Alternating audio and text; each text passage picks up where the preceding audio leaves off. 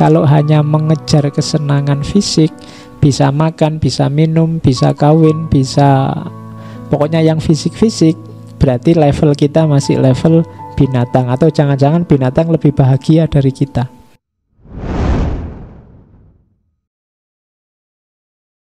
Bismillah, kita lanjutkan ngaji kita. Malam hari ini masih ada di Yunani kuno. Para filosof pra-Sokratik sebelum Sokrates. Ngaji ini tetap ya sesuai platformnya. Platform kita platform ngaji, platform belajar. Jadi kita ini belajar bersama. Kalau belajar bersama itu mungkin tidak ada relasi guru murid. Kita sama-sama teman belajar saja. Jadi niatnya ditata. Ngaji ini bukan show, jadi gayanya juga bukan gaya show. Jadi santai saja, dinikmati saja. Yang mau selonjor ya selonjor, mau tiduran juga tidak apa-apa kalau tempatnya cukup.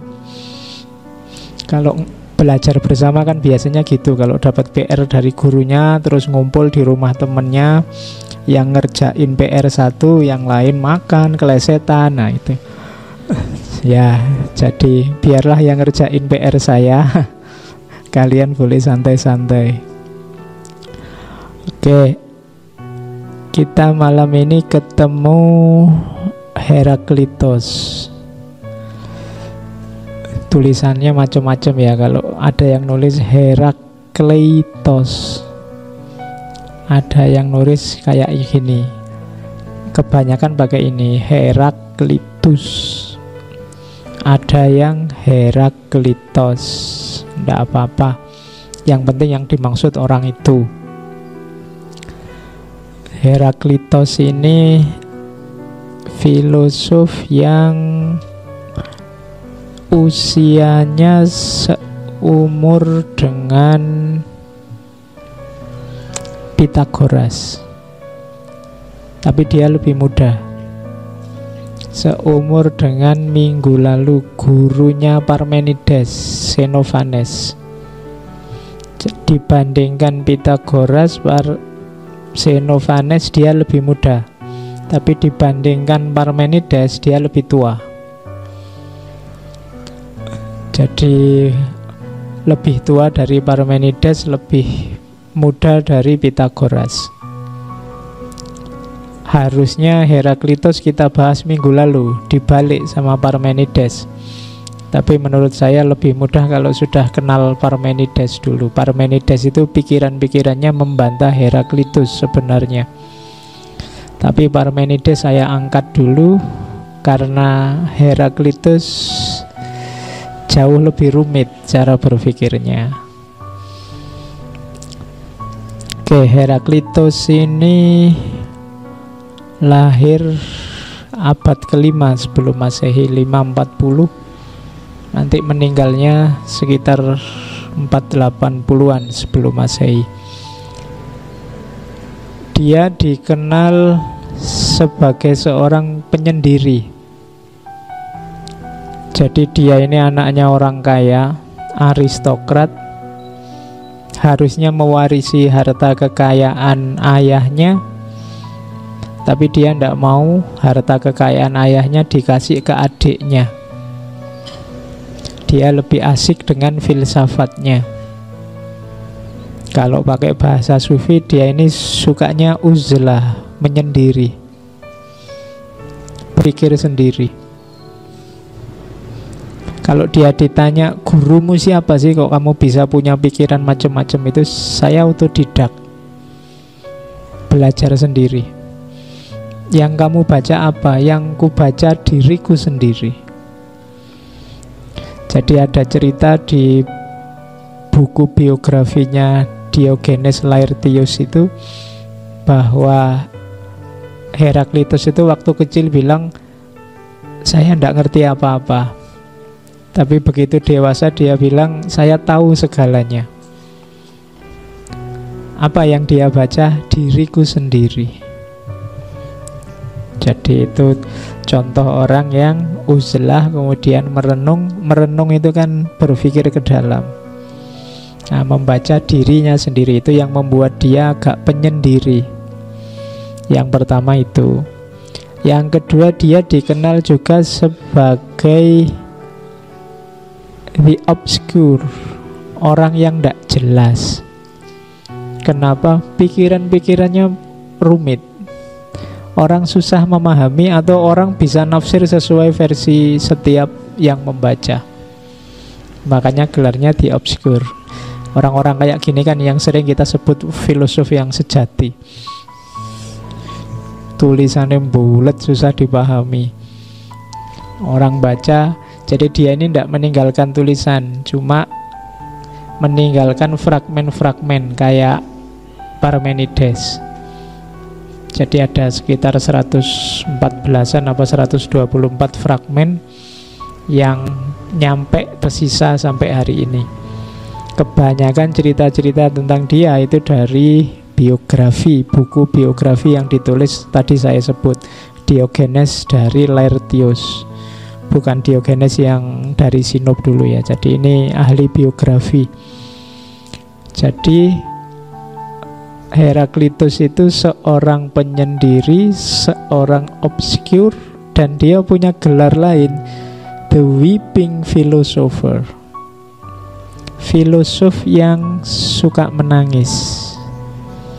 Ya, ini lawannya filosof Yunani yang lain, Demokritos. Demokritos itu dikenal filosof yang suka tertawa. Nah, kalau Heraklitus ini filosof yang suka menangis. Jadi orangnya pendiam, introvert, mungkin mudah tersentuh. Sampai pada titik dia dikenal nanti filosof yang menyebarkan gagasan misantrofik. Misantrofik itu gagasan, antropos itu kan manusia. Misantrofi itu gagasan yang benci dengan manusia. Manusia itu sumbernya rusak, sumbernya kekacauan, bodoh. Manusia itu punya akal, punya intelijensi, tapi males, tidak digunakan.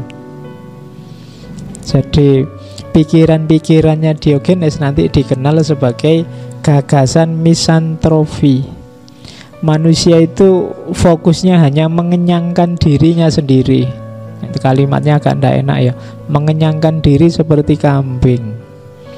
Itu saking mangkelnya dia sama makhluk yang namanya manusia. Kenapa begitu? Ya dari pengalamannya.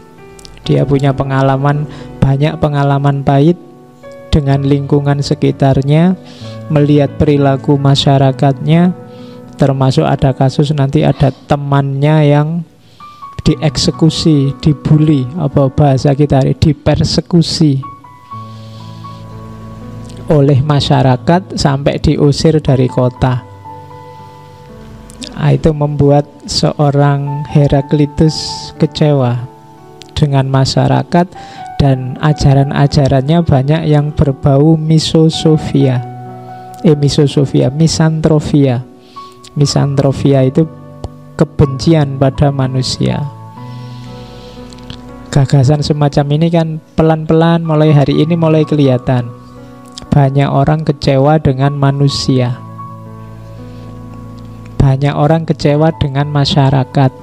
Kamu kan kadang-kadang begitu, lihat kanan kirimu sekarang saling kritik, saling menjatuhkan, saling bertempur, saling bertengkar. Kamu kan mulai agak putus asa dengan manusia.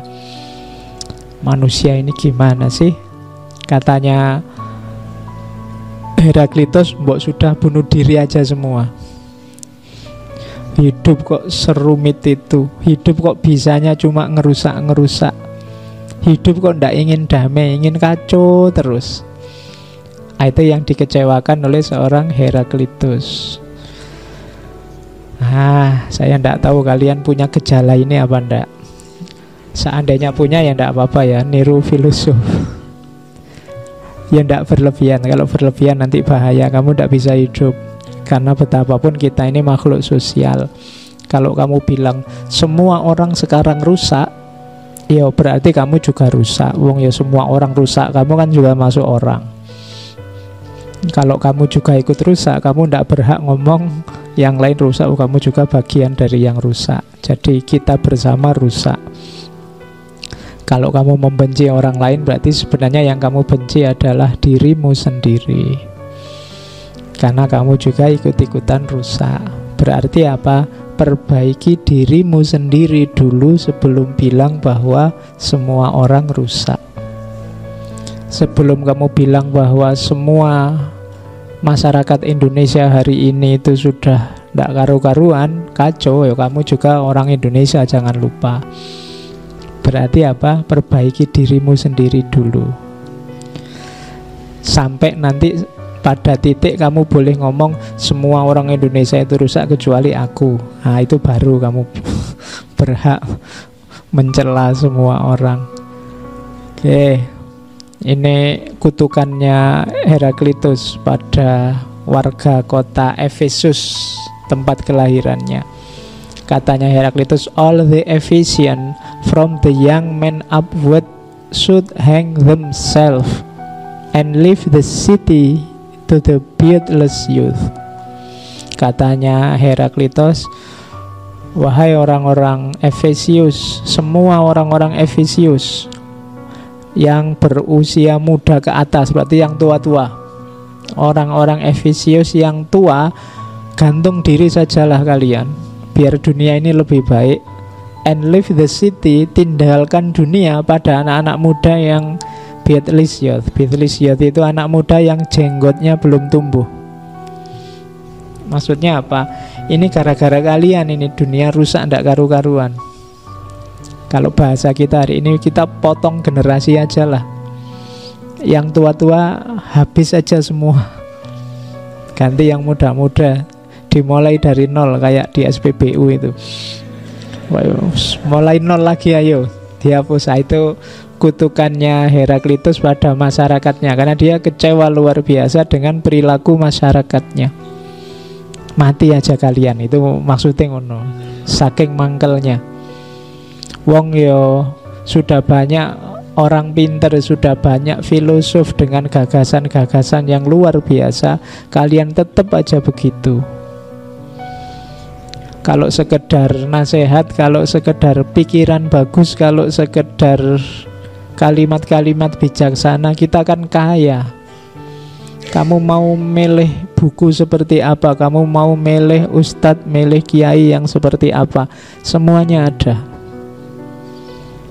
Tapi kok tidak berubah-berubah dirimu, berarti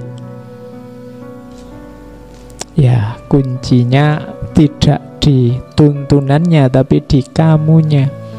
Kalau memang tidak bisa berubah, potong generasi saja. Itu nasihatnya, kalimat dari Heraklitus. Oke, terus ini kalimat sindirannya Heraklitus. Jadi kenapa dia menyebut masyarakatnya sebagai masyarakat yang sakit? Itu kata-katanya. Sebentar.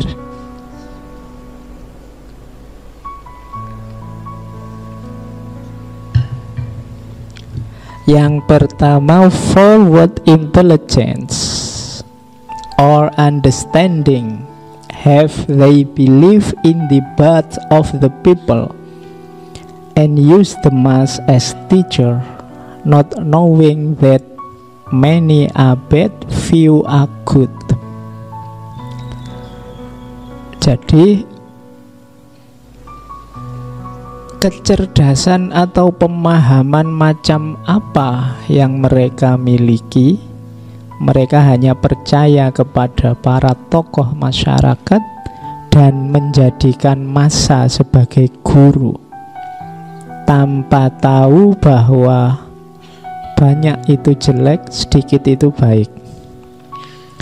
Ini apa sih penyakitnya masyarakat itu? Katanya Heraklitus, yang pertama, mereka tidak pernah mau berpikir sendiri, tidak pernah mau menggunakan intelijensinya. Yang mereka lakukan hanya dua: percaya kepada, itu kalimatnya, "but of the people," dan use the mass as teacher. Jadi percaya kepada tokoh. Bat itu sebenarnya artinya penyair, sastrawan, maksudnya orang yang menonjol di tengah masyarakat. Atau use the mass as teacher, ikut massa. Yang lain ke utara, ikut ke utara. Yang lain ke selatan, ikut ke selatan. Jadi penyakit kita secara umum cuma dua. Kita bisanya manut tokoh atau manut orang lain. Tidak pernah mau berpikir sendiri. Makanya kalimatnya forward intelligent and understanding have they. Kalian itu pernah berpikir apa? Pernah memahami apa? Tidak pernah. Hanya ikut orang yang kalian percaya atau ikut masyarakat saja. Padahal ikut orang banyak itu tidak mesti benar. Di kalimat yang terakhir itu, banyak itu jelek, sedikit itu baik. Itu kalau bahasa Quran mungkin apa? Kam min fi'atin qalilatin ghalabat fi'atan katsirotan. Berapa banyak kelompok yang kecil bisa mengalahkan kelompok yang besar. Kenapa? Karena yang besar tidak kreatif. Yang besar hanya ikut-ikutan, baik ikut tokoh atau ikut massa. Dan ini yang dikeluhkan oleh Heraklitus. Ternyata masyarakat kita itu masyarakat yang sakit. Logika-logika medsos hari ini kan logika ini. Yang pertama, medsos itu kan selalu name make news. Siapa punya nama, dia yang akan viral. Kalau sudah viral itu berarti sudah logika massa. Begitu logika massa, ya kamu yang tidak masuk ke sini dianggap tidak update. Akhirnya ikut masuk ke situ. Jadi masyarakat kita situasinya hari ini persis seperti yang dikritik oleh Heraklitus. Maka jadilah yang sedikit. Jadi yang sedikit itu berarti jadilah istimewa. Tidak sekedar ikut yang dilakukan orang banyak. Oke, ini sebenarnya di banyak filosof dinasehatkan dengan bahasa yang berbeda-beda. Hanya saja mungkin tabiat kita lebih suka hanya ikut. Karena hanya ikut itu kan tidak capek. Daripada membaca fragmennya Heraklitus kan kamu mending nunggu saya cerita, terus nanti kamu kutip, kamu bikin quote, kamu upload di Instagram maupun di YouTube. Nah itu lebih simple. Hanya ikut itu lebih simpel. Tapi kalau lama-lama begini, nanti kamu digugat oleh Heraklitus. Forward intelligent or understanding have they. Lah kamu terus mikir apa? Kamu merenungi apa? Kamu memahami apa? Memahami aja minta dibantu orang lain. Nah itu kritiknya Heraklitus. Oke, semoga yang ngaji malam ini tidak ya, tidak ada bedanya. Oke, nah katanya Heraklitus lagi, all animals are driven to pasture by blows. Semua binatang itu harus didorong dulu biar dia bisa masuk ke pastur. Pastur itu padang rumput, tapi by blows. By blows itu harus dipukul dulu, harus disentakkan dulu, harus diseret dulu. Bumi ini luar biasa fasilitas yang diberikan oleh Allah, bisa kita nikmati. Tapi kita ini males, sehingga butuh blows, butuh sentakan, butuh pukulan, butuh dorongan. Jadi kenapa bisa begitu? Kita males. Padahal sudah kelihatan pada rumputnya di depan mata. Fasilitas yang luar biasa sudah ada di depan kita. Kita tinggal menikmati asal mau gerak. Ibaratnya orang makan atau minum, di depanmu sudah ada, tinggal minum ini loh. Itu pun nunggu didorong-dorong dulu, nunggu disuruh-suruh dulu. Kadang-kadang harus dipukuli dulu. Kayak binatang. Binatang itu kan harus didorong dulu, diseret dulu, baru dia kalau sudah di depan mulutnya, baru dia mau makan dan mengunyah. Nah, kita ini sering begitu. Kita sudah tahu mana yang baik, mana yang benar, mana yang indah, tinggal dijalankan, tapi nunggu pukulan dulu. Kalau sudah kepepet mau ke DO, baru cepet-cepet baca buku, cepet-cepet nulis, cepet-cepet, nunggu dipepet dulu. Kalau sudah sadar, waduh, sudah umur berapa ini, sudah waktunya nikah, baru kamu pontang-panting. Jadi nunggu ada yang mepet baru kita gerak. Itu sebenarnya cirinya orang malas, dan itu yang dikeluhkan oleh Heraklitus. Apa saja ada. Wong buku sekarang banyak kok. Kalian tahu buku itu kan penting. Isinya juga penting untuk hidupmu. Kamu juga punya di laptopmu banyak, tinggal baca. Tapi kan kalau nggak ada dorongan, nggak terpaksa, nggak dibaca.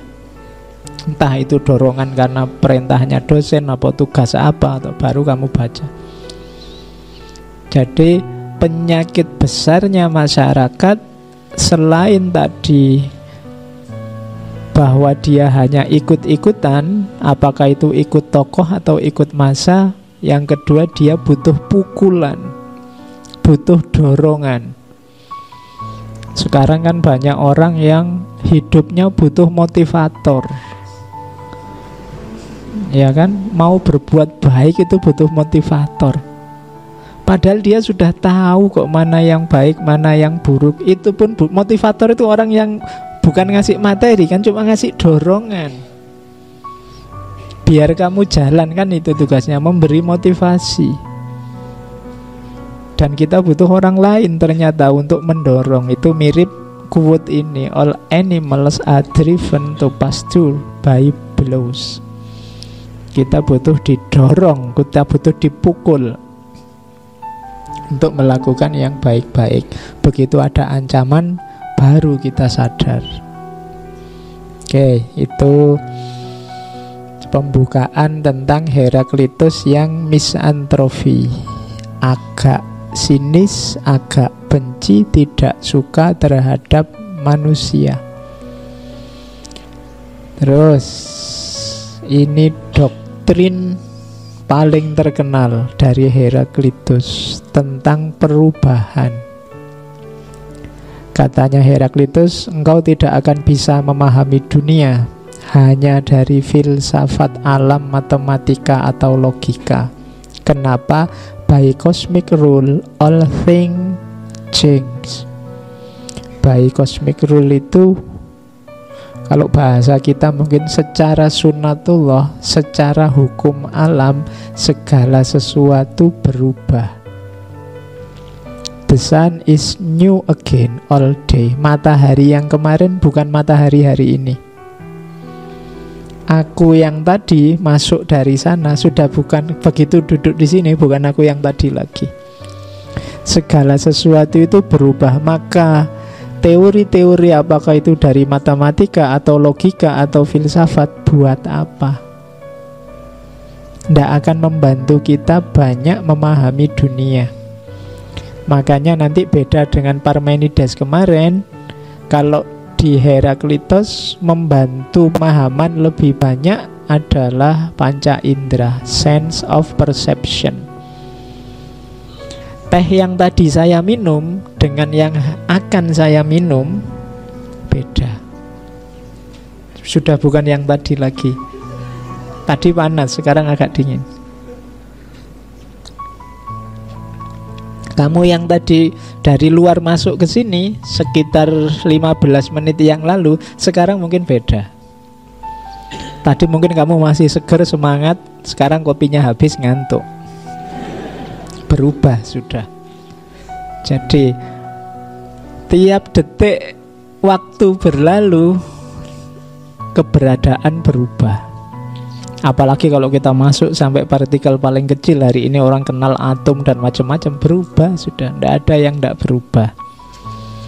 Jadi kebalikan dari Parmenides kemarin, Heraklitus lebih melihat pada detail kecil yang berubah-ubah, sementara Parmenides lebih melihat aspek universal yang tidak berubah. Jadi matahari yang kemarin katanya Heraklitus bukan matahari hari ini, dan besok pasti juga bukan matahari yang kemarin. Hakikatnya kehidupan itu berubah. Makanya ada kalimat terkenal dari Parmenides, Pantarei kai uden mene. Semua mengalir dan tidak ada sesuatu pun yang tetap, pasti berubah. Makanya kalian jangan gampang kaget dan jangan mudah tertipu. Segalanya berubah, pasti itu. Kalau kamu memimpikan, menghayalkan yang kemarin dan hari ini tetap, pasti ndak. Geser dikit-dikit pasti ada lah. Ndak mungkin sama persis. Semangatmu ngaji minggu lalu dengan sekarang sama-sama pengen ngaji, pasti ada beda. Intensitasnya, ekstensitasnya. Jadi pantare, semuanya berubah, semuanya mengalir. The only thing that is constant is change. Satu-satunya yang tidak berubah apa? Perubahan. Ya, semuanya berubah. Satu-satunya yang pasti adalah perubahan. Jadi perubahan itu pasti. Berarti apa? Kesamaan itu tidak mungkin. Segalanya berubah. Jadi kalau kamu sedang marah atau gegeran sama orang, jangan pakai kalimat kamu sekarang kok berubah ya. Iya, karena dia bisa jawab pakai Heraklitus. Iya, loh, segalanya berubah. Satu-satunya yang pasti hanya perubahan. Nah, Pak Presiden kok nggak kayak dulu lagi. Loh, segalanya memang berubah. Kamu protes apa saja, jawabannya gampang kalau pakai Heraklitus. Ya memang segala sesuatu berubah kecuali perubahan itu sendiri. Jadi ini sebenarnya seperti sederhana tapi enak untuk biar kamu tidak gampang galau, tidak gampang terkejut, tidak gampang kecewa. Kekecewaan kita kan kebanyakan berhubungan dengan perubahan-perubahan. Tadinya kamu ingin apa, yang terjadi apa. Kamu mengharapkan apa, berubah sekarang jadi apa. Diingat-ingat rumusnya Pantarei. Semuanya mengalir, semuanya berubah. Karena alam semesta ini kan berjalan secara ruang dan waktu, pasti dinamis. Bahkan it is in changing that we find purpose. Dalam perubahan itulah kita menemukan tujuan. Lah kalau nggak berubah, kita nggak berkembang. Kalau nggak berubah, kita nggak maju-maju. Harus mau berubah. Jadi perubahan itu antara lain dalam rangka mencapai tujuan. Kita punya cita-cita. Cita-cita itu kan berarti sekarang belum punya kita. Nah, kita ingin berubah jadi punya. Yang kita inginkan terpenuhi. Jadi dalam perubahan kita menemukan tujuan. Kalau tidak ada perubahan, ya tidak ada kemajuan. Tapi kan perubahan bisa juga kemunduran. Ya bisa, dua-duanya bisa. Tapi kemajuan juga tergantung dengan perubahan. Kalau kamu maunya kemapanan, status quo, ya mungkin bagus menurutmu, tapi kamu tidak berkembang. Hidup yang baik itu kan yang selalu berkembang, lebih baik, lebih baik, lebih baik, lebih sempurna, lebih sempurna, lebih sempurna. Yaumuhu khairun min amsihi. Hari ini lebih baik dari hari kemarin. Nah itu katanya Heraklitos, it is in changing that we find purpose. Dalam perubahan kita temukan tujuan. Nah, ini kalimat yang paling terkenal. No man ever step in the same river twice, for it is not the same river and he is not the same man.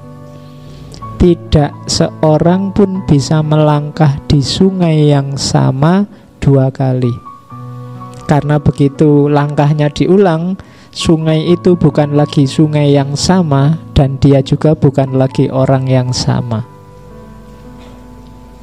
Misalnya kamu melangkah di atas sungai, ketika kamu tak ulang melangkah lagi, di yang kedua ini sudah bukan sungai yang tadi, dan kamu juga bukan kamu yang tadi.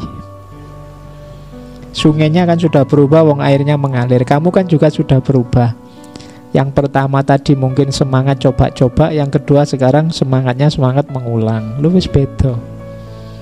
Jadi tidak ada yang sama dua kali. Kalau kamu masuk kelas misalnya, kok ketemu dosen itu lagi, enggak, jangan khawatir. Ya, itu bukan dosen yang kemarin, dan kamu juga bukan kamu yang kemarin. Jadi tenang aja.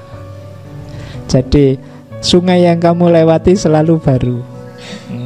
Jadi kalau kamu bosen sama pacarmu, ndak pakai dalil ini. Jangan khawatir. Setiap hari kamu sebenarnya pacarmu itu orang yang baru, dan kamu juga orang yang baru. Jadi ndak harus bosen. Wong kita berubah terus kok. Oke ya. Jadi hakikat hidup itu kuncinya di perubahan. Kamu mungkin ketemu saya yang baru setiap hari, mungkin setiap minggu, mungkin nggak bisa dilihat detail ya, tapi pasti berubah. Kalau tidak percaya, kamu dengarkanlah rekaman-rekaman ngaji seri 1, 2, 3 dengan sekarang. Itu jaraknya beda jauh sudah. Mungkin di awal-awal saya agak grogi, ngomongnya rada formal, kayak hadirin sekalian yang saya hormati, mungkin ono ngono nih. Takmir masjid yang saya cintai, mungkin ada gitunya. Saiki wis kesuwen, langsung aja. Ayo basa-basinya dilewati. Ayo mulai ngaji yuk, kan gitu aja. Berarti apa? Berubah. Jadi setiap orang mengalami perubahan. Segala sesuatu berubah. Itu ilustrasi dari Heraklitos. Cool thing become warm. The warm grows cool. The moist dries. The parched become moist. Yang dingin jadi hangat, yang hangat jadi dingin, yang basah jadi kering, yang kering jadi basah. Itulah hidup. Teh ini tadi panas, sekarang dingin. Seandainya ini es teh, tadi pastinya dingin. Tapi karena tidak diminum lama-lama esnya mencair, terus yang semula dingin lama-lama jadi hangat. Jadi yang panas jadi dingin, yang dingin jadi hangat. Yang basah jadi kering, yang kering jadi basah. Itulah hakikatnya hidup. Nanti ini dilanjutkan ke konsepnya tentang oposisi atau kontradiksi. Jadi inilah rumusnya orang hidup. Jadi hidup ini berubah. Maka nanti kalau dilanjutkan berarti apa? Orang yang bahagia adalah orang yang bisa menerima perubahan, apalagi orang yang bisa menyadari dan mengontrol perubahannya. Sebenarnya kamu biarkan saja ya hidupmu itu berubah, tapi akan membahagiakan kalau kamu bisa mengontrol perubahan itu dan kamu bisa menerima hasilnya. Orang itu biasanya hidupnya susah ketika tidak bisa menerima perubahan. Padahal perubahan itu kalau pakai bahasanya Heraklitos berarti dia termasuk sunnatullah. Oke, kita lanjutkan. Konsep perubahan sudah. Sekarang yang kedua, konsep tentang logos.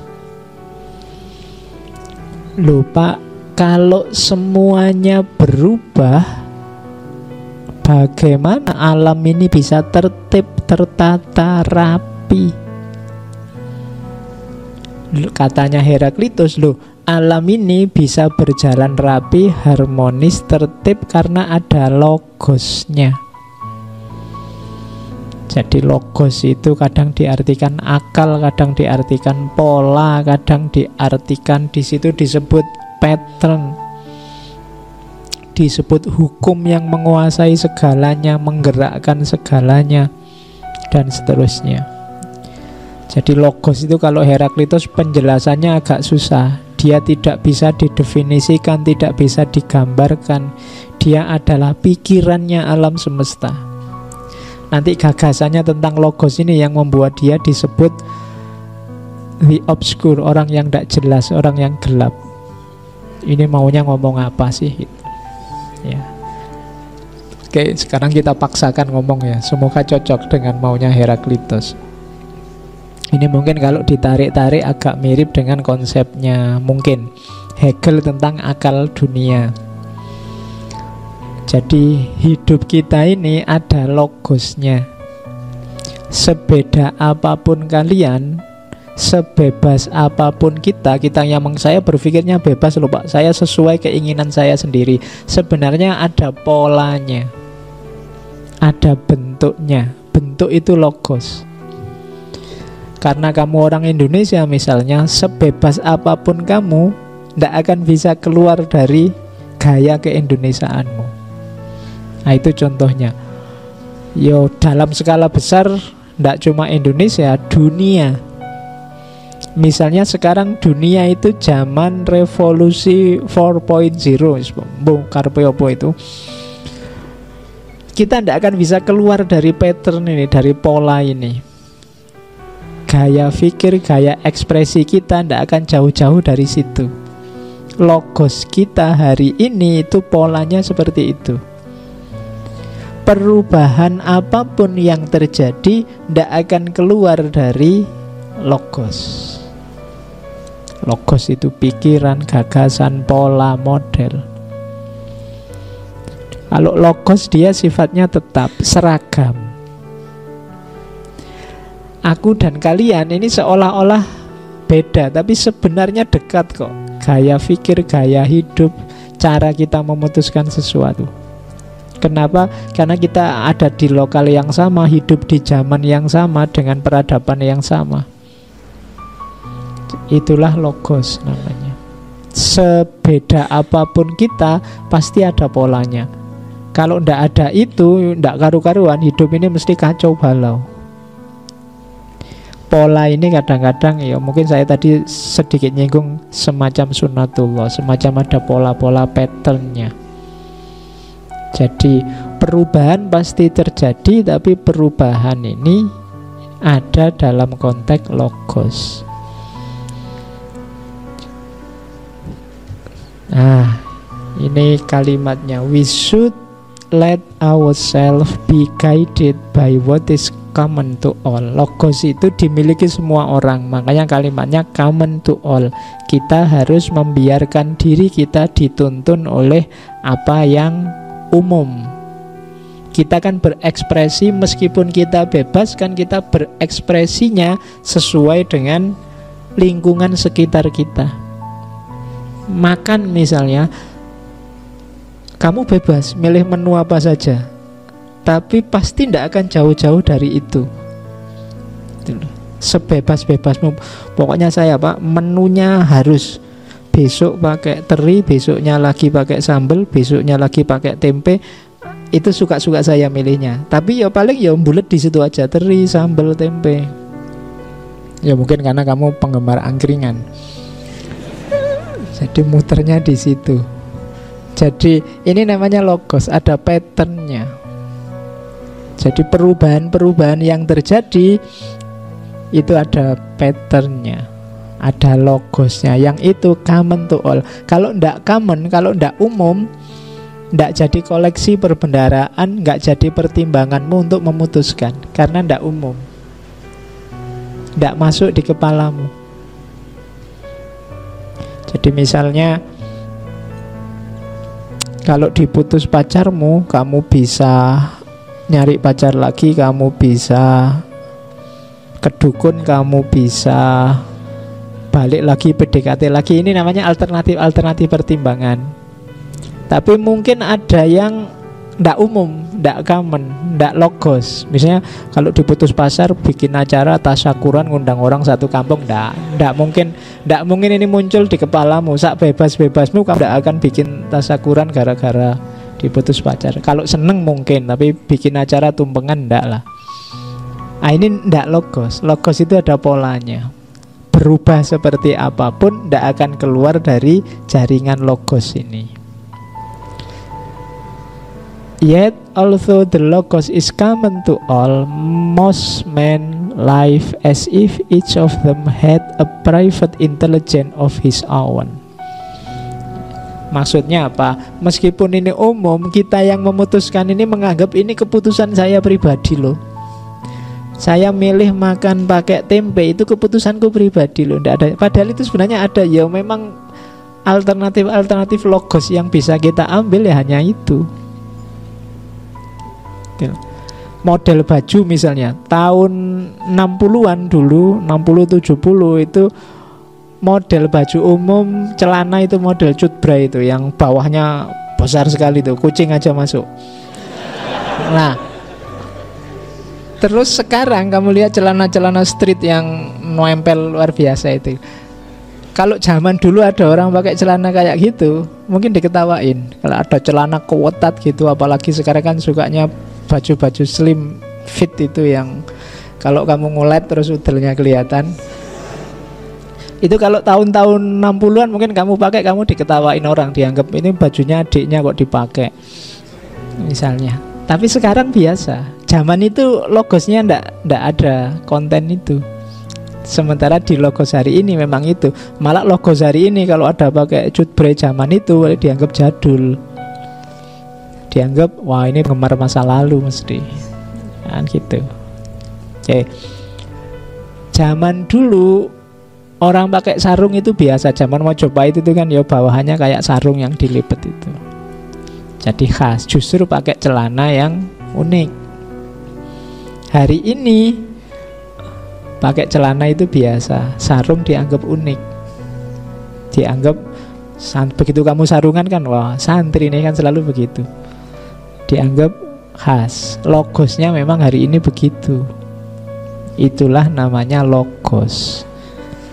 Jadi ada modusnya sendiri berpikir zaman itu dan zaman ini. Nah, we should let ourselves be guided by what is common to all. Ya kita ini kalau ingin tidak susah dalam hidup, ya pahamilah logos, ikutilah logos.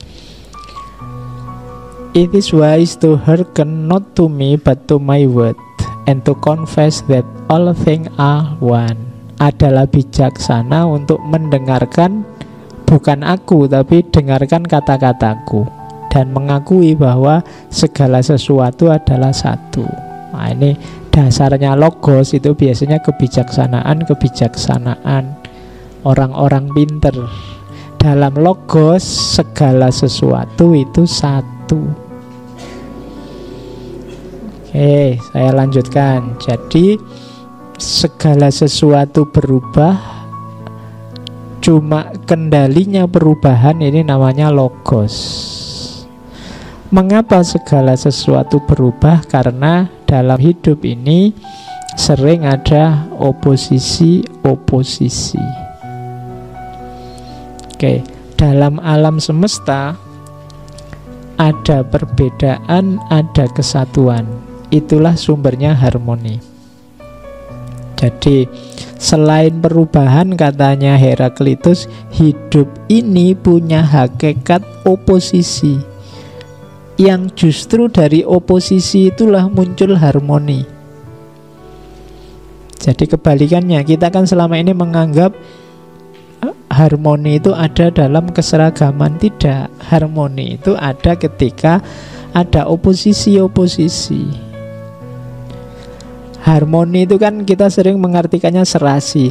Loh ya kalau ndak ada oposisi, gimana menyebut serasinya? Kalau semua seragam ya tidak bisa disebut harmoni, itu kan selaras. Nah, hidup ini isinya oposisi dan harmoni. Ya pertentangan, ya kesatuan. Kamu bisa kenyang kalau ada rasa lapar. Kalau tidak ada lapar, tidak ada kenyang. Ada tua karena ada muda. Kalau ada orang kaya berarti ada orang miskin. Jadi ini kan oposisi-oposisi, miskin, kaya, presiden, rakyat. Di situ ada lagi tua, muda, besar, kecil. Ini kan oposisi-oposisi. Dari situ terbangun harmoni.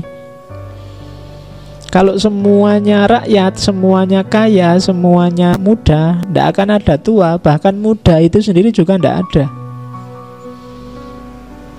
Kalau semuanya rakyat, ya rakyat itu sendiri hakikatnya tidak ada. Kalau semuanya sehat, sehat itu sendiri tidak ada. Karena untuk ada sehat, butuh ada sakit. Jadi itulah oposisi dan harmoni. Maka jangan mengeluh kalau pas lagi sakit. Kalau kita sakit, itu menunjukkan bahwa kita ini ya manusia biasa ternyata. Masih bisa sakit. Ternyata kita ini lemah. Tapi hikmahnya banyak kan sakit itu. Gitu. Dengan adanya sakit, kita kenal namanya sehat. Kalau tidak ada sakit, tidak ada sehat. Rumah sakit tidak ada gunanya. Apotek buat apa? Fakultas kedokteran ditutup saja. Lah iya kan? Karena ada sakit inilah banyak hal bisa berputar secara harmonis. Jadi antara harmoni dan oposisi. Hidup ini saling melengkapi, dialektis. Ngaji ini ada saya, ada kalian. Ada saya saja nggak jalan, ada kalian saja ya paling ngobrol. Sama-sama mutual, saling melengkapi. Bahkan tidak cuma dua, masih ada takmirnya lagi, butuh masjidnya juga butuh. Jadi hidup ini selain berubah juga saling berlawanan. Cuma dari perlawanan-perlawanan itu muncul harmoni. Jadi seimbang. Kalau ada temanmu jahat, jelek, ya jangan kesusu dimarahi, ya diperbaiki pelan-pelan.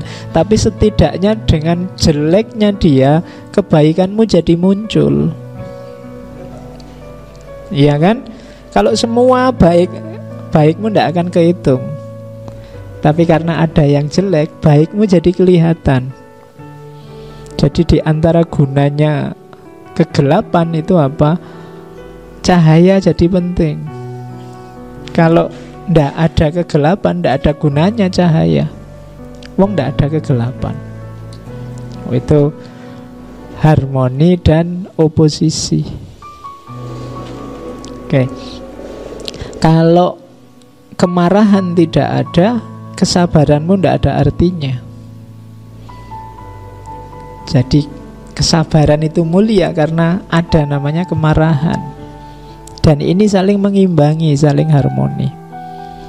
Inilah logika harmoni dan oposisi. All things, yang kedua, all things come into being by conflict of opposite. Segala sesuatu muncul karena oposisi-oposisi. Opposition bring concord, out of discord come various harmony. Jadi oposisi itu membawa kenyamanan, kesesuaian, dan discord itu kemelesetan, konflik membawa pada harmoni. Jadi maksudnya apa? Hidup ini dialektis. Kita menghadapi apa, menghasilkan apa. Jadi kita pinginnya belajar, tapi juga bebas berpikir, tapi juga ada tuntunannya, ada terus lahir Ngaji yang filsafat, yo ngaji tapi yo filsafat. Itu kan semula orang bingung dengan istilah ini. Ini istilahnya agak oposisi, tapi karena oposisi inilah nanti lahir sesuatu yang baru. Kalau ndak ada oposisi, yo ngaji saja. Kan banyak yang komentar, ngaji itu ya Quran, masuk ngaji filsafat. Lu bener, ngaji ya Quran yo apik. Cuma kalau begitu ndak lahir sesuatu yang baru. Lahir sesuatu yang baru itu kalau ada yang oposisi, saling didialektikakan. Kamu mungkin tidak jadi bijaksana kalau dapat teman baik terus. Kebijaksanaanmu keluar ketika kamu berdialektika dengan temanmu yang kurang ajar, yang nakal sakarepe dhewe. Di rumah kamu tidak bijaksana karena di rumah kamu jadi objek nasihatnya orang tuamu. Kamu begitu di kos-kosan dapat teman yang nakal, sekarang kamu posisinya jadi yang ngasih nasihat. Mbok kamu itu jangan gini, mbok kamu jangan gitu. Padahal di rumah kamu tiap hari dimarahi kayak gitu sama orang tuamu. Ya kan? Loh, itu namanya dialektis. Hidup itu tergantung musuhmu apa, siapa. Makanya cari musuh yang tangguh, biar kamu juga jadi tangguh. Kalau kamu malas, tidak mau ambil resiko, ya tidak melahirkan hal-hal yang besar. Jadi nothing is stable, katanya Heraclitus. All is in flux. Segalanya cair. Whatever you say about anything, its opposite is equally true. Dalam hidup ini tidak ada yang punya makna eksak stabil. Semuanya cair. Kalau kamu mengucapkan sesuatu, kadang-kadang kebalikannya juga sama-sama benar. Misalnya kalau kamu ke stasiun, sering saya contohkan ya, kamu ke stasiun biasanya kalau bawa barang banyak, itu kan didekati banyak orang yang mau ngangkatkan barangmu. Itu enaknya kamu sewa mereka apa tidak? Mungkin kamu jawab, Pak, barang saya sedikit aja, ngapain sih nyewa mereka? Kayak bos aja, tak angkat sendiri ya. Yang kamu ucapkan juga benar. Tapi lawan dari itu mungkin juga benar.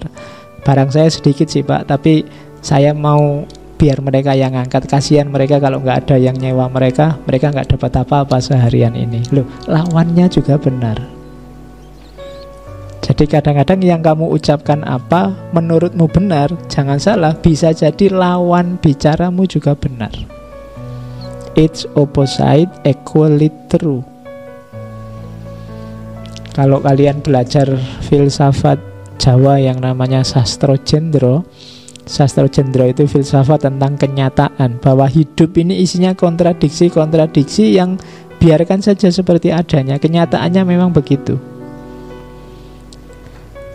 Misalnya, bagaimana cara kita mencapai kesempurnaan? Cara kita mencapai kesempurnaan adalah dengan cara menerima ketidaksempurnaan kita. Itu kan kayak bertentangan dua hal. Biar saja itu jalan seperti adanya. Nah, itu harmoni dan oposisi. Hidup ini kadang-kadang bukan, saya sering bilang kan, bukan antara yang salah dan benar, tapi antara yang benar dan yang benar. Yang saya omongkan menurutku benar, bukan berarti yang kamu omongkan salah. Bisa jadi yang kamu omongkan juga benar. Karena apa? Konteksnya saja yang berbeda. Pacaran ganggu kuliah apa mendukung kuliah? Itu bisa dua-duanya benar. Pacaran bisa mengganggu kuliah karena nanti kamu tidak konsen, kamu mikir pacaran terus, yang-yangan terus, males kuliah. Tapi bisa jadi dia mendukung kuliah. Dengan pacaran kamu jadi rajin kuliah biar cepat selesai terus kawin. Ya kan? Loh, itu dua-duanya bisa benar. Atau kamu jadi rajin kuliah karena kebetulan pacarnya sak kelas jadi rajin, terus nggak ada kuliah pun ke kampus biar ketemu. Ya kan? Iya, nggak bisa kamu klaim pokoknya pacaran ganggu kuliah atau pacaran mendukung kuliah. Nggak, masing-masing ada konteksnya. Bisa jadi yang saya omongkan benar, yang kamu omongkan sebenarnya juga benar. Cuma memang konteksnya saja berbeda.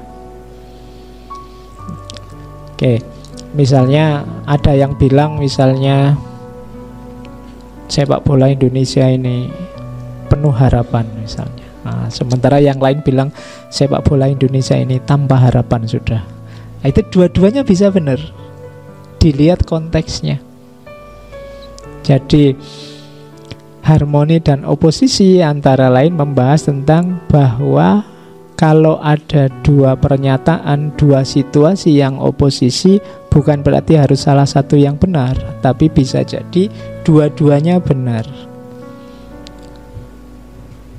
Contohnya, to get everything you want is not a good thing. Yang ketiga, ilustrasi dari Heraklitos. Disease makes health seem sweet. Hunger lead to the appreciation of being full-fed. Tiredness create the enjoyment of resting. Katanya Heraklitos, kalau kamu memperoleh segala sesuatu yang kamu inginkan, itu tidak selalu baik loh. Kamu kan berdoa ingin sehat terus, tapi kamu tidak akan bisa menikmati kesehatanmu kalau kamu tidak pernah sakit. Kamu tidak akan bisa mensyukuri kesehatanmu kalau kamu sehat terus. Jadi kalau kita berdoa, ya Allah berikanlah saya kesehatan selalu yang tidak sakit-sakit, doamu tidak salah. Cuma kalau ini dikabulkan oleh Allah, ada efeknya. Nikmatnya sehat tidak akan bisa kamu rasakan. Kamu bersyukur sehat itu ketika kamu pernah sakit. Alhamdulillah sekarang sehat. Betul. Dengan kamu sakit kan banyak hal yang selama ini kamu anggap penting jadi tidak penting karena kamu mikir kesehatanmu. Sekarang kesehatan jadi nomor satu, berharga. Kita selalu bilang hati-hati ya, jaga kesehatan. Kesehatan nomor satu. Kalimat ini kita paham, tapi kita yakin benar dengan makna kalimat ini kalau kita memang pernah sakit. Kalau tidak pernah sakit, agak susah kita mengapresiasi sehat. Kenyang juga begitu. Kalau hidupmu enak terus, tidak pernah lapar, kenyang itu tidak ada nilainya. Kenyang itu jadi bernilai karena kita pernah lapar. Makanya agama menyuruh kita puasa, biar kamu tahu rasanya lapar. Kalau kamu tahu rasanya lapar, antara lain kamu bisa mengapresiasi kelaparan dan bisa bersyukur atas kekenyangan yang kita miliki, kita peroleh. Jadi itu gunanya mendapat yang tidak kita inginkan. Kamu sekarang ngerti berharganya kuliah setelah semester 14. Ya kan? Kemarin-kemarin tidak terlalu kamu apresiasi. Sekarang kamu baru sadar, wah harus serius ini kuliah. Kenapa terancam DO? Nah, yang tidak pernah ngalami semester 14 mungkin tidak terlalu bisa menikmati indahnya kuliah sampai semester 14. Kuliah yang sejati itu kan di semester-semester akhir itu. Bagaimana tegangmu, seriusmu, bagaimana kamu melekan bikin skripsi, bagaimana, wah. Itu contoh antara lainnya. Itu oposisi. Kalau di filsafatnya Sastro Jendra itu hidup itu memang kayak gitu. Yang kita anggap jelek, kadang-kadang hasilnya baik kita tidak tahu. Kalau di wayang ada cerita misalnya Werkudara, dia bisa dapat air kehidupan karena dia patuh pada gurunya, padahal gurunya ini curang. Gurunya ingin membunuh dia, tapi dengan patuh pada guru yang curang, akhirnya tetap dapat air kehidupan. Dalam perang ada cerita saling bunuh dua saudara antara Arjuna sama Karna. Ceritanya yang kalah Karna, tapi rasanya yang kalah Arjuna. Kenapa? Dia membunuh saudaranya sendiri yang disesali secara luar biasa oleh Arjuna. Loh, di sini kan batas menang kalah tidak jelas. Siapa kalah, siapa menang. Harusnya dari sisi pertarungannya yang menang Arjuna. Tapi ternyata setelah ditelusuri lebih dalam, mungkin yang menang karena Arjuna menyesal telah membunuh karena wong itu saudaranya sendiri. Nah, ini yang disebut kalau di Jawa namanya kasunyatan. Ilmunya namanya Sastro Jendra. Hidup itu kenyataan seperti itu. Yang kita anggap jelek, kita anggap baik, mungkin batasnya tipis. Arjuna itu sudah puluhan tahun bercita-cita membunuh Karna, tapi begitu cita-citanya terpenuhi, yang lahir hanya penyesalan. Nah, inilah hidup, tidak bisa ditebak. Maka selalu ada oposisi-oposisi, perlawanan-perlawanan. Selalu ada hal yang berbeda yang tidak kita inginkan. Tapi biar saja, setiap peristiwa membawa hikmahnya sendiri. Ada rahasianya sendiri, ada manfaatnya sendiri. Oke, itu contoh dari Heraklitus. Coba lihat laut. Laut adalah air yang paling murni dan paling kotor. Bagi ikan bisa diminum dan menyehatkan. Bagi manusia tak dapat diminum dan membuat sakit. Ini kan salah satu contoh paradok, satu oposisi. Kalau kita tanya penting tidak air laut? Ya penting. Bisa diminum tidak, tapi bagi ikan dia bisa diminum dan menyehatkan. Bagi kita airnya malah membuat sakit. Kalau nggak percaya boleh dicoba.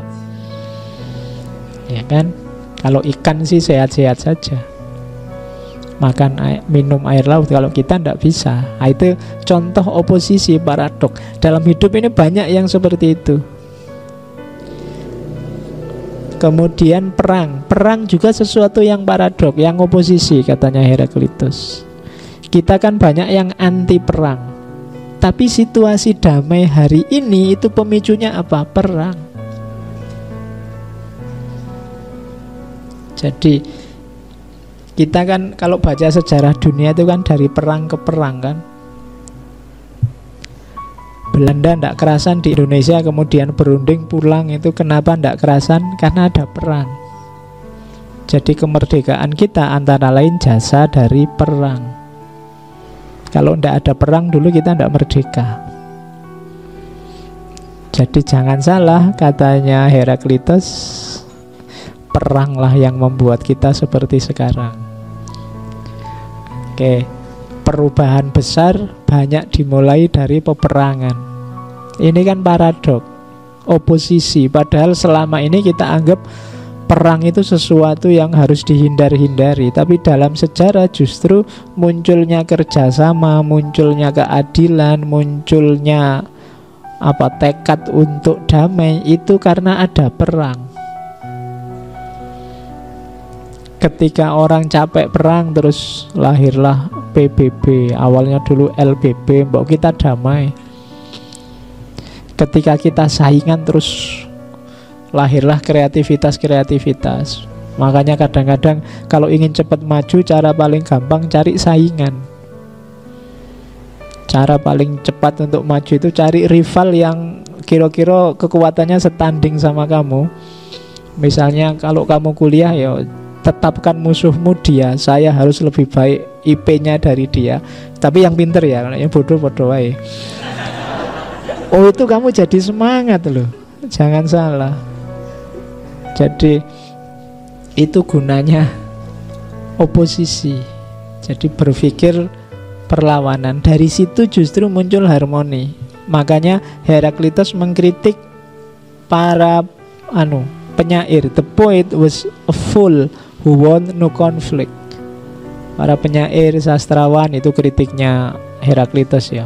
Kok kayak orang bodoh ya, masa ndak ingin konflik. Justru dari konflik itu kita maju, berkembang. Kalau ndak ada konflik, kita ndak maju-maju. Dianggap aman saja, dianggap nyaman saja. Ndak, harus ada yang saling bersaing sehingga kamu bisa bergerak untuk maju. Nah, itu sarannya Heraklitus. Jadi kalau kita ingin maju, ayo cari musuh. Itu kasarannya ngono. Kalau kamu punya, saya harus melampaui dia. Ya mungkin musuh yang tidak konkret, tidak apa-apalah, apalah yang kamu ingin lampaui. Nah, itu ada pendorongnya. Bukan anti konflik. Biar saja konflik. Konflik itu kan justru membuat kita dewasa, punya target, semakin maju.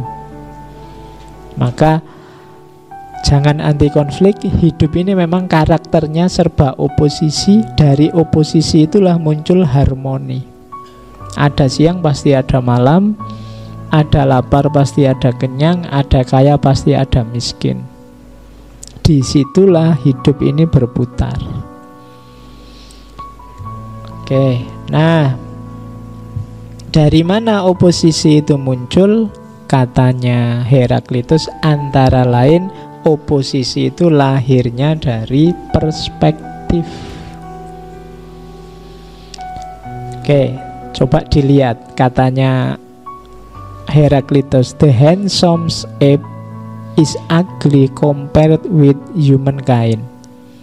Katanya Heraklitus, monyet yang paling ganteng itu tetap tampaknya lebih jelek kalau dibandingkan dengan manusia. The wisest man appears as an ape when compared with a god. Manusia paling bijaksana akan tampak seperti monyet kalau dibandingkan dengan Tuhan. Seperti monyet tadi, maksudnya levelnya. In wisdom, in beauty, and in all other ways. Jadi maksudnya apa? Baik buruk itu ya sama, adanya dalam perbandingan.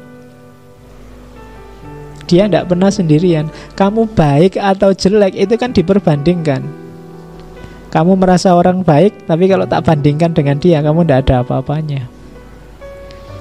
Kamu merasa jahat, tenang aja, masih banyak yang lebih jahat. Si Ono, Fir'aun, Hitler, dan kawan-kawan. Jadi oposisi itu sebenarnya isinya perspektif-perspektif. Bagaimana kamu melihat? Sama kayak tadi, monyet paling ganteng itu tetap lebih menang kita yang manusia. Kenapa? Karena yang memahami kita manusia. Tapi mungkin bagi monyet, manusia yang paling ganteng sekalipun akan tampak jelek dibandingkan dengan keluarganya monyet. Makanya kan tidak ada monyet kok jatuh cinta sama manusia, ngejar-ngejar manusia, kan tidak ada. Tetap dia ngejar-ngejar monyet. Kenapa? Perspektif. Jadi oposisi-oposisi itu lahirnya dari cara pandang kita. Baik buruk, hitam putih, siang malam, nah itu nanti ada hubungannya dengan perspektif. To God all things are beautiful, good and right. Man on the other hand deem something right and others wrong. Kalau bagi Tuhan sih segalanya indah, baik, dan benar. Tapi bagi manusia ada yang baik, ada yang jahat. Jadi kalau manusia ya tidak bisa sempurna. Ada yang baik, ada yang jahat. Dan itu perspektif. Nah, yang beda-beda ini sebenarnya satu, perspektif kita yang membedakan. Makanya di situ di quote yang ketiga, the way up and the way down are one and the same. Tangga untuk naik dan tangga untuk turun itu sebenarnya tangga yang sama. Yang membedakan apa? Kepentingan kita, perspektif kita. Kalau kalian sedang naik tangga, itu kan ya tangganya sama. Pas kamu lagi turun, dia namanya tangga untuk turun. Tapi kalau kamu sedang ingin naik, tangga ini jadi tangga untuk naik. Tangganya sama, cuma bunyinya bisa beda. Kenapa? Kepentingan kita yang beda, perspektif kita yang beda. Kalau kamu misalnya nyuruh, aku mau dipinjemi tangga untuk naik, besok aku pinjam lagi ya, tapi tangga untuk turun, itu tonggomu mesti bingung. Kenapa? Ya karena tangga untuk naik sama tangga untuk turun itu sebenarnya tangga yang sama. Hanya cara kita memakainya, perspektif kita yang membuat tangga itu jadi berguna untuk naik atau berguna untuk turun. Jadi kuncinya hanya di perspektif. Jadi oposisi-oposisi tadi sebagian kuncinya ada di perspektif. Oke. Yang terakhir itu tadi sudah banyak dicontohkan ya. It's by disease that health is pleasant. Karena adanya sakit, maka sehat itu jadi menyenangkan. Karena adanya kejahatan, maka kebaikan itu jadi menyenangkan. Karena adanya kelaparan, maka kenyang itu membahagiakan. Karena adanya capek lah, maka istirahat itu jadi menyenangkan, membahagiakan. Jadi jangan mengeluh dengan kesulitan, ketidakenaan, ketidaknyamananmu, karena bisa jadi itulah gerbang untukmu bisa menikmati kenyamanan, rasa enak, dan rasa nikmat. Kalau ndak ada itu, ndak. Kayak kalau kalian makan itu loh, ketika diawali lapar kan makan apa saja jadi enak. Jadi ternyata enaknya makanmu ditentukan oleh penderitaanmu sebelum makan. Ya kan? Kalau ndak ada laparnya, ndak ada penderitaannya, makan seperti apapun mungkin jadi ndak enak. Misalnya kamu sudah awal piring pertama itu diawali dari lapar, jadi nikmatnya luar biasa. Terus kamu serakah, makan piring yang kedua. Enaknya piring kedua ini paling tinggal setengah.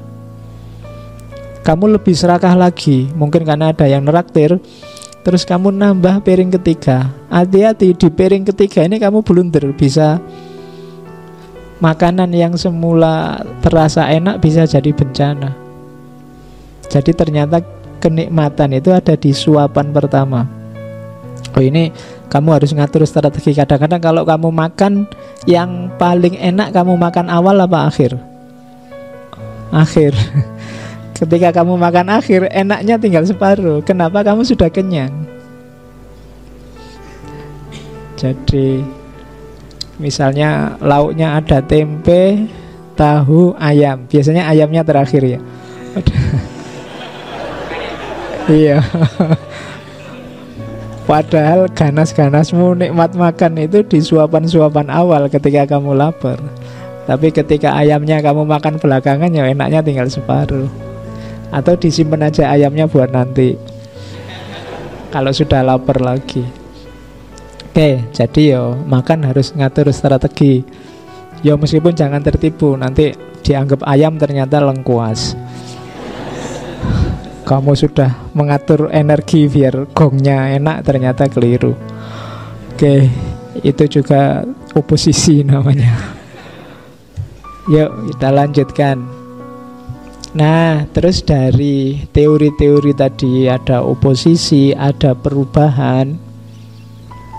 Heraklitus menemukan intinya asal-usul alam yang nanti disebut archi itu dia menyebutnya api. Tapi harap dipahami, api di sini bukan tidak letterlek api seperti yang kita kenal. Jadi api sebagai unsur dasar alam semesta itu api yang dipahami maknawi, simbolik. Kenapa? Karena api ini simbol perubahan. Kalau air kan simbol pertumbuhan, lahirnya kehidupan yang baru. Nah, api ini simbol perubahan. Untuk berubah itu kan butuh penghancuran yang lama sehingga lahir yang baru. Dan peran menghancurkan yang lama, melahirkan yang baru itu yang bisa melakukan adalah api.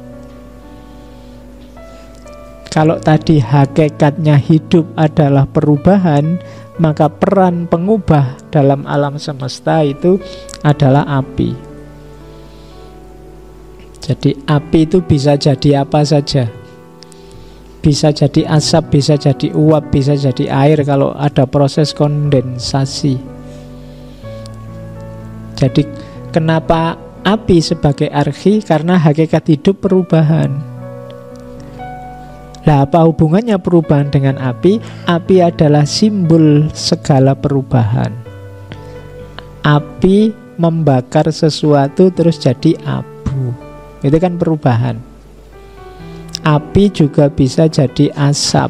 Api juga bisa jadi uap, bisa jadi air kalau ada proses kondensasi. Api kan membuat, kalau kamu masak air kan nanti dia jadi uap. Uap nanti turun jadi air dan seterusnya. Itu dari mana? Dari api. Jadi kalau di buku-buku filsafat disebut asal-usul unsur dasar alam semesta itu api, sebenarnya yang dimaksud adalah unsur pengubah. Untuk bisa lahir sesuatu yang baru, diperlukan kemusnahan sesuatu yang lama. Dan simbol pemusnah itu kan ada di api. Rumah besar bisa tinggal puing-puing dan abu, itu kelakuannya api. Maka api oleh Heraklitus disebut sebagai archinya alam, asal-usulnya alam. Bahkan nanti jiwa manusia juga hakikatnya punya karakter api. Katanya Heraklitus, jiwa itu adalah campuran antara api dan air. Api adalah keutamaan dan air itu posisinya lebih rendah. Maka katanya Heraklitus, keringkanlah jiwamu, dry, the soul grows wise and good. Kalau jiwamu dry itu maksudnya kalau hubungannya sama api berarti apa? Berkobar-kobar, bersemangat. Makanya dulu kita ngaji Amir Ali, beliau nulis buku judulnya Api Islam. Maksudnya apa? Semangat Islam, jiwanya Islam. Jadi jiwa simbolnya api. Kebalikannya, air, kelembapan, itu simbol moisture make the soul sakem. Sakem itu mati.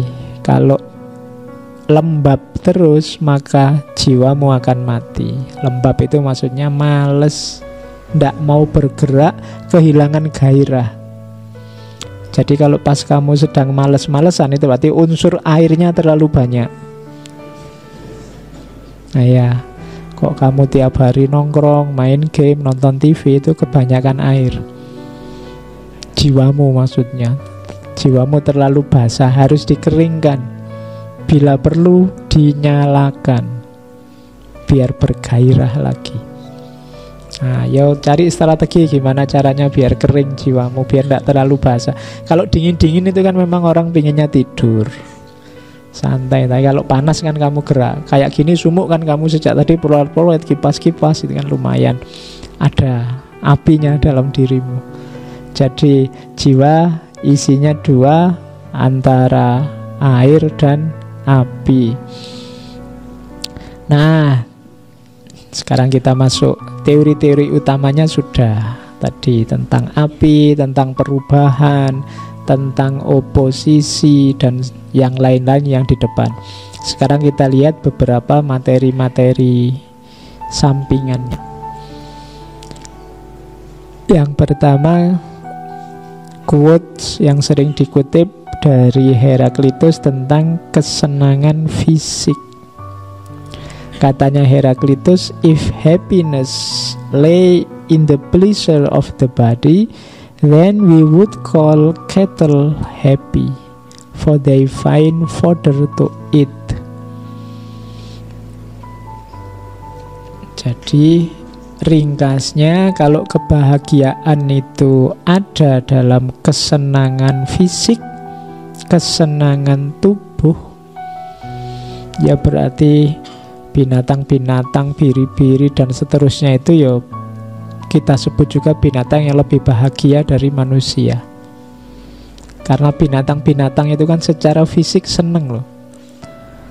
Ya di situ contohnya cattle. Tapi kamu lihat semua binatang itu kan pandai sekali memenuhi kesenangan fisiknya.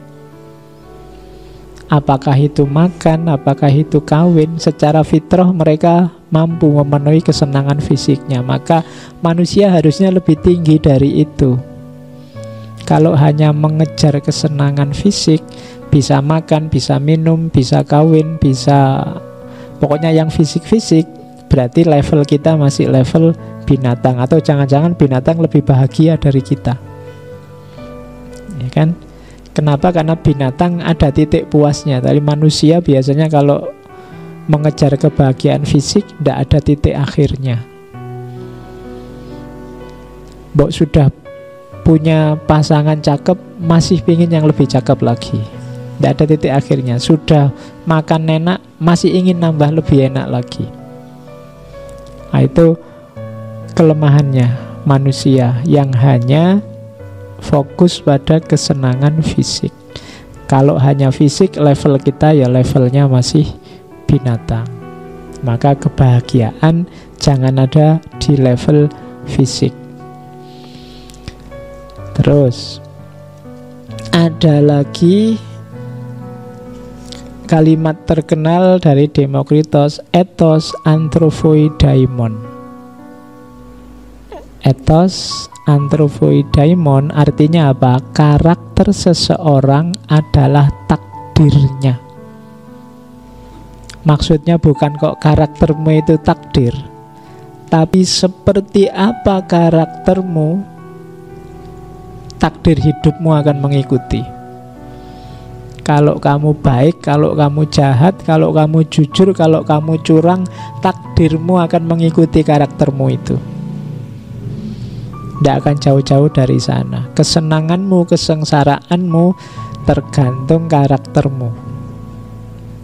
Jadi yang menentukan nasibmu apa? Karaktermu. Makanya karakter seseorang adalah takdirnya. Kalau kamu lihat ada orang jahat, takdirnya Anda akan jauh-jauh dari kejahatannya. Dan kesengsaraan hasil dari kejahatan itu. Kalau ada orang baik, ya takdirnya tidak akan jauh-jauh dari kebaikannya serta segala manfaat dari kebaikan itu. Kalau ada orang tanya, takdir saya kira-kira gimana ya Pak? Lihat karaktermu. Disitulah nanti takdirmu akan mengikuti. Donkey would prefer straw to gold. Kalau karaktermu kayak keledai, maka engkau akan lebih memilih jerami daripada emas. Jadi ya coba dicek karaktermu seperti apa. Kalau levelmu hanya keledai, ya kamu lebih memilih jerami dibandingkan emas. Swine prefer mud to clean water. Kalau karaktermu seperti babi, kamu justru akan memilih lumpur daripada air bersih. Jadi ada banyak pilihan dalam hidup, ada yang bersih, ada yang kotor. Tapi kalau kamu lebih milih yang kotor, kenapa? Karena karaktermu sudah mirip swine. Ya, nggak enak ngomong balak-balik bahasa Indonesia ya. Tak terjemah bahasa Inggrisnya aja. Dasar swine. Kalau gitu kan kamu nggak tersinggung. Ya, jadi kalau lebih milih kekotoran berarti kamu milih swine. Kalau kamu membuang yang berharga, milih yang tidak berharga, kamu mirip donkey. Terus, kalau ini pigs. Pigs wash themselves in mud, both in dust or ash. Kalau kamu pigs, ayo sedulure atasnya tadi. Kamu akan mandi dalam lumpur, wash themselves in mud. Kalau kamu birds, burung, ya mandimu dengan debu, in dust or ash. Jadi ya tergantung siapa kamu, karaktermu apa. Mandi dengan debu itu maksudnya ya kamu turun ke gelanggang berjuang. Tapi kalau kamu pigs, ya kamu mandinya gulung-gulung di lumpur. Corpses are more worthy to be thrown out than dung. Kalau kamu corpse itu mayat, jenazah, dia lebih layak untuk, berarti kamu hidup tapi gayamu kayak orang mati, ndak ngapa-ngapain, ndak produktif, ndak menghasilkan apa-apa, maka kamu worthy to be thrown out than dung. ladang itu kotoran. Jadi kalau kamu kayak mayat, maka kamu lebih layak dibuang daripada kotoran. Ya kotoran nggak bisa ngapa-ngapain, kamu kan masih bisa ngapa-ngapain. Tapi gayamu kayak korps. Kayak korps itu ndak mau aktif, ndak mau macem-macem, ndak mau gerak. Apa-apa minta dilayani, mandi minta dimandiin, ke kuburan minta diantarkan. Ya kan, itu kan korps. Kalau gayamu seperti itu, kamu lebih layak dibuang daripada kotoran. Kotoran dikit-dikit masih ada manfaatnya. Tapi kalau kamu sudah tidak ada manfaatnya, bikin susah lagi, itu korps. Jadi rumusnya yang atas tadi, ethos anthropoi daimon. Karakter seseorang adalah takdirnya. Kalau karaktermu dangke, kamu akan lebih milih jerami daripada emas. Kalau karaktermu swine, kamu akan lebih milih lumpur daripada air bersih. Kalau karaktermu pigs, kamu akan lebih suka mandi dalam lumpur. Atau kalau kamu burung, kamu akan bergulung dalam debu. Dan kalau kamu seperti mayat, kamu lebih layak dibuang daripada kotoran. Nah, jadi berarti apa? Ya bangunlah karaktermu yang bagus. Gimana caranya? Good character is not formed in a week or a month. It is created little by little, day by day. Protracted and patient effort is need to develop good character. Karakter yang baik tidak terbentuk seminggu atau sebulan, namun tercipta sedikit demi sedikit, hari demi hari. Proses panjang dan kesabaran dibutuhkan untuk membentuk karakter yang baik. Jadi kalau kalian ingin jadi orang baik, jangan nunggu besok. Besok saja lah Pak kalau sudah dapat hidayah. Kalau kamu sudah tahu yang baik, bentuklah dirimu mulai sekarang. Karena dia tidak bisa instan. Dia harus dibiasakan pelan-pelan. Kalau instan biasanya ya hangat-hangat ayam, sekarang semangat besok hilang. Kalau lagi semangat, lagi agak tobat-tobat gimana gitu, saya ingin puasa Pak, besok sholat tahajud Pak, poso Dawud Pak, macam-macam. Pas tobat, tapi terus kumat lagi. Kenapa? Ndak jadi karakter. Untuk jadi karakter ditanamkan pelan-pelan, sedikit demi sedikit, nanti melekat. Kalau sudah jadi karakter itu dia keluar dengan sendirinya, ndak harus dipaksa, ndak harus dipatok, ndak harus didorong-dorong, sudah otomatis. Karena kalau sudah jadi karakter itu, kamu ndak begitu, ndak enak. Yang karakternya jujur, bohong ndak enak. Yang karakternya amanah, curang ndak enak. Kebalikannya, yang biasanya bohong kok jujur, orang kaget. Rasanya kok aneh ya, ada yang aneh nih. Oh kamu jujur sekarang, kan gitu. Karena biasanya bohong, itu karakter. Jadi bangunlah pelan-pelan. Tadi kan karakter itu membentuk takdirmu. Kalau ingin takdirmu baik, ya karaktermu harus baik. Tapi dibangun pelan-pelan. Karena harus dibangun pelan-pelan, harus dimulai sekarang. Jangan nunggu besok. Kalau nunggu besok ya nggak jadi-jadi. Apalagi kamu nunggu hidayah. Itu alasanmu saja untuk, padahal kamu males saja. Hidayah itu kan petunjuk. Petunjuk itu biar kamu tahu mana yang benar, mana yang tidak. Lah kamu sudah tahu, nunggu apa lagi? Kecuali kamu belum tahu, masih bingung gimana. Terus ya Allah, mbok beri saya hidayah, harus milih yang mana, itu baru. Tapi kalau sudah jelas yang baik mana, kan kamu tidak perlu nunggu hidayah. Tinggal kamu biasakan dirimu di situ. Oke, ini karakter. Nah, sekarang kita gali lagi. tentang wisdom. Oke, ambil nafas dulu sebentar, materinya banyak hari ini.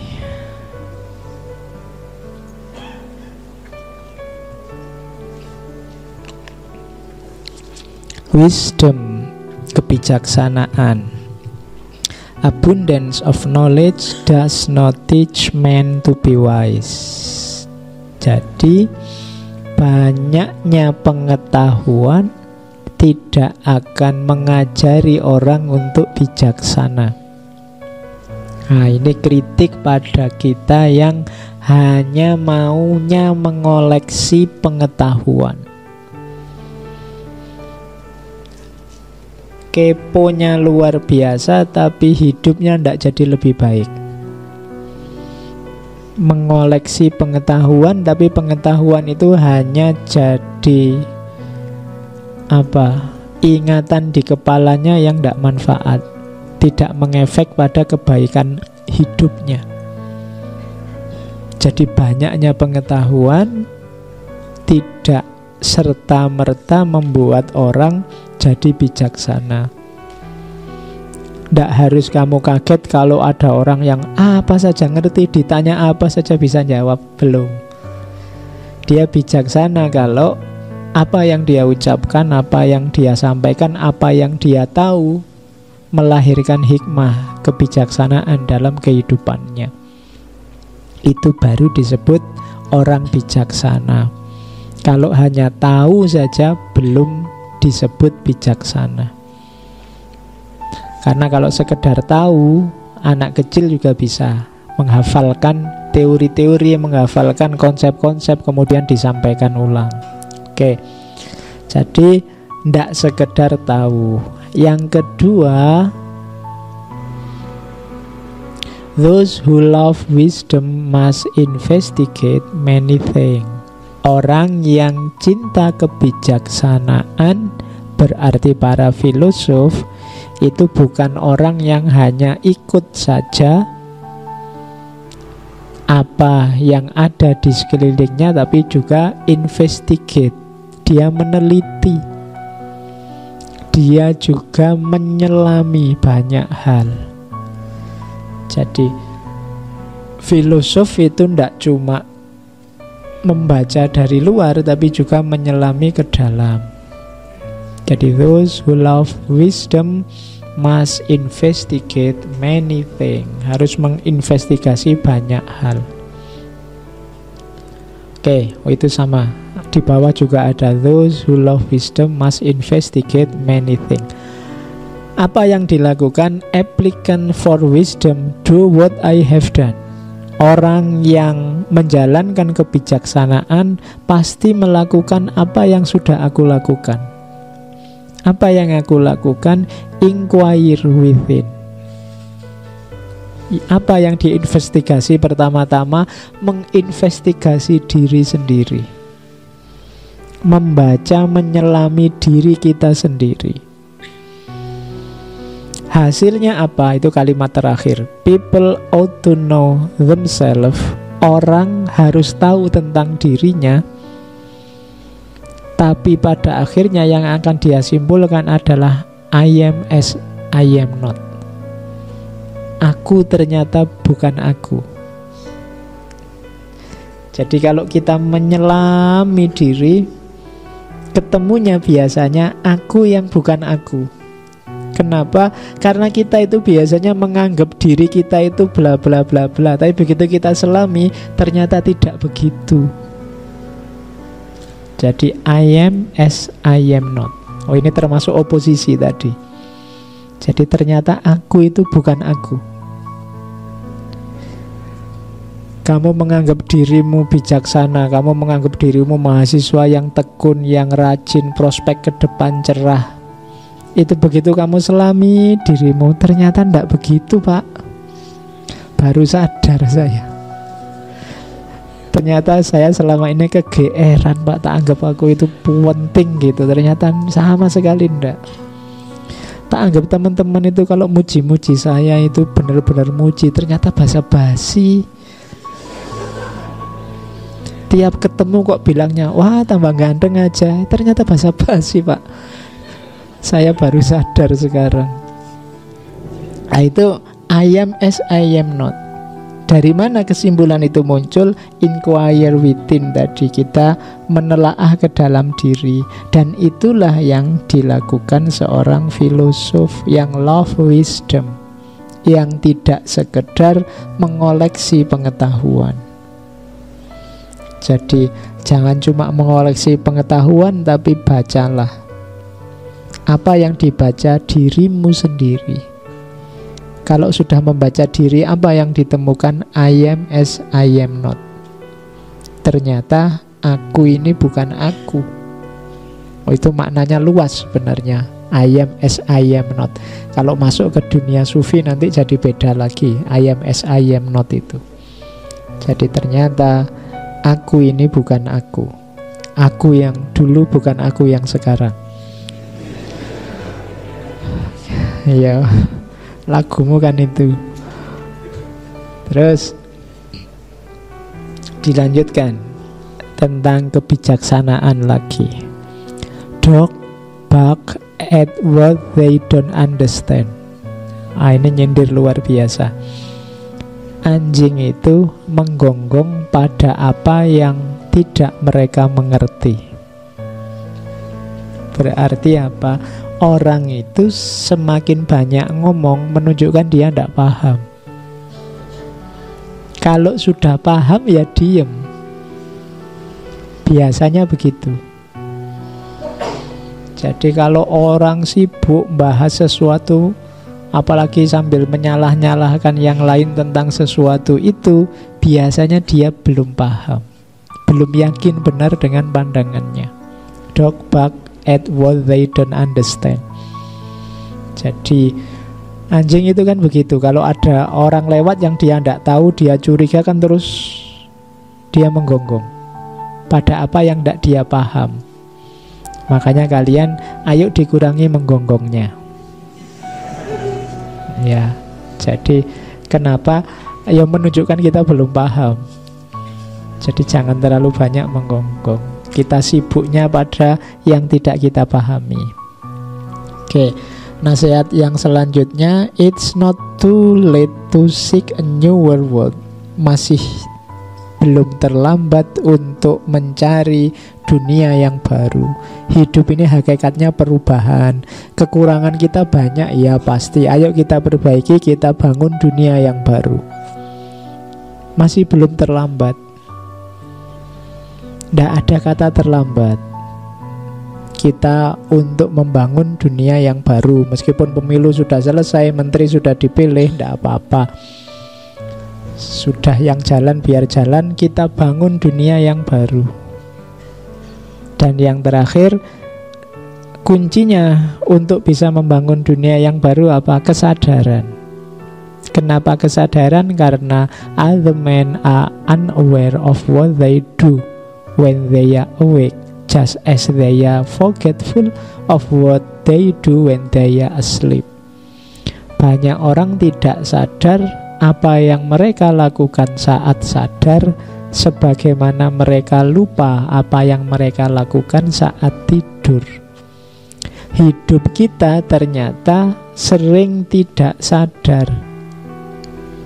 Tidak sadar itu berarti melakukan sesuatu tanpa pertimbangan-pertimbangan, tanpa disadari. Biasanya ini karena rutinitas-rutinitas, karena tekanan masyarakat sekitar macam-macam yang kita jalan begitu saja, tidak reflektif, tanpa ada kesadaran. Maka kalau kita tidak sadar, ya kita susah membangun dunia yang baru. Jadi syarat pertama kesadaran. Pengetahuan saja belum cukup, harus ada kesadaran. Dan jangan banyak teriak, belajar saja yang banyak. Kenapa jangan banyak teriak? Karena banyak teriak menunjukkan kita belum paham. Kenapa? Karena silent is healing. Ketenangan itu menyembuhkan. Kediaman itu menyembuhkan, healing. Jadi carilah momen-momen silent untuk menyembuhkan jiwa kita. Ambillah waktu sebentar untuk tenang. Hidup kita ini ramenya luar biasa. Kamu sendirian pun kadang-kadang juga rame. Pikiran kita ini macam-macam. Sudah mau tidur, itu di pikiran kita masih ributnya luar biasa. Besok mau apa saja, bangun jam berapa, enaknya berangkat ke kampus pada waktunya, apa ditelatin aja 10-10 menit, apa pokoknya rame terus pikiranmu. Yuk ambil momen untuk silent. Karena silent healing, menyembuhkan jiwamu, menyembuhkan fisikmu. Dalam sehari ambillah ketenangan barang 5-10 menit sudah lumayan. 1/4 jam kalau bisa, setengah jam syukur-syukur. Ada yang ngambil model meditasi, ada yang ngambil model sholat, ada yang monggo lah. Ambil momen untuk silent, biar healing. Nah ini sarannya Heraklitus. Biar 24 jam hidup kita isinya tidak ribut terus, rame terus. Ada momen-momen, kalau bahasa agama, tafakur, muhasabah, hening. Di banyak budaya, di banyak peradaban, keheningan ini disarankan dengan berbagai bentuk aktivitas. Aktivitas hening. Oke. Oh ini tadi sama. Much learning does not teach understanding. Kalau ini tadi melanjutkan pengetahuan tadi ya. Banyak belajar tidak berarti membuat orang paham. Banyak yang kayak tadi hanya mengoleksi pengetahuan saja. Jadi urutannya memang belajar, dari belajar terus jadi tahu pengetahuan, dari tahu terus jadi paham. Kalau paham berarti sudah mendalam. Setelah itu sadar. Sadar ini prasyarat awal untuk melahirkan tindakan. Baru setelah tindakan kita tinggal menunggu hasil dan manfaatnya. Jadi belajar, tahu, paham, sadar, dan dijalankan. Urutannya itu. Kalau tidak begitu nanti katanya Al-Quran kaburo maktan. Kamu hanya ngomong. Ngaji filsafat sampai 200 sekian, kamu ada di level mana? Belajar, tahu, paham, sadar, apa tindakan? Apa masih belajar saja Pak? Tahu saja belum, saya tidak paham-paham sejak dulu misalnya. Ya tidak apa-apa, harus berusaha untuk naik kelas. Kalau sudah tahu nanti naik kelas, didalami, paham. Kalau sudah paham, disadari sehingga bisa dirumuskan implementasinya dalam tindakan. Maka ilmumu akan berkorelasi dengan naiknya kualitas hidupmu. Kalau tidak, pengetahuanmu hanya jadi koleksi, hanya jadi museum, jadi perpustakaan, tidak ngefek ke peningkatan kualitas hidup. Oke, itu pikirannya Heraklitus. Kalau ini komentarnya Plotinus, mengomentari Heraklitus bahwa he seems to speak in similes, careless of making his meaning clear, perhaps because in his view we ought to seek within ourselves as he himself has successfully sought. Katanya Plotinus, Heraklitus ini memang mungkin tampaknya bicara secara metafor, samar-samar, makanya dia disebut yang tidak jelas tadi. Careless of making his meaning clear, tidak serius, tidak hati-hati untuk ngomong yang jelas, mungkin karena menurut dia kita harus mencari dalam diri kita sendiri. Kalau ngomongnya sangat jelas, kamu langsung paham, paling mbok hafalkan, tidak pakai mikir. Tapi memang oleh Heraklitus dibikin agak rumit biar kamu mencari sendiri, tidak hanya ikut-ikutan, sebagaimana dia sendiri sudah melakukannya dengan sukses. Ketika sudah melakukan dengan sukses, kayak saya bilang tadi, mungkin dia akhirnya asik dengan filsafatnya, sampai semua hartanya dikasih ke adiknya. Karena ilmu itu nikmat. Kalau sudah kenal nikmatnya ilmu, yang lain-lain jadi tidak penting. Itu antara lain yang dilakukan oleh Heraklitus, meskipun dia kelihatan agak melankolis, mudah menangis, weeping filosofi karena sangat prihatin melihat masyarakatnya. Itulah seorang Heraklitus. Dan ini cerita dari Diogenes. Akhir hidupnya Heraklitus itu agak kasihan. Jadi dia sakit, kemudian sakit demam, kemudian dia beristihad sendiri. Saat sakit dia datang ke kandangnya sapi, kemudian ceritanya mengubur dirinya dengan kotorannya sapi, dengan asumsi panasnya kotoran sapi ini nanti bisa menyembuhkan demamnya. Tapi ternyata bablas. Ya, beliau meninggal semacam itu. Demamnya tidak kunjung sembuh, akhirnya beliau meninggal. Itu ceritanya Diogenes Laertius, tentang akhir hidupnya seorang Heraklitus. Oke, penjelajahan kita selesai pada pikiran-pikirannya Heraklitus malam ini. Sesi Yunani kuno sudah 4 sesi, saya kira selesai. Cuma bulan Oktober masih ada 1 Rabu lagi.